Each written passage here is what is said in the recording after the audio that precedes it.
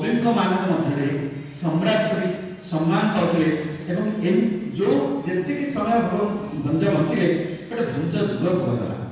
କେତେ ସୁନ୍ଦର ଲେଖାଟା ଆମେ ଆଗକୁ ପଢିବା।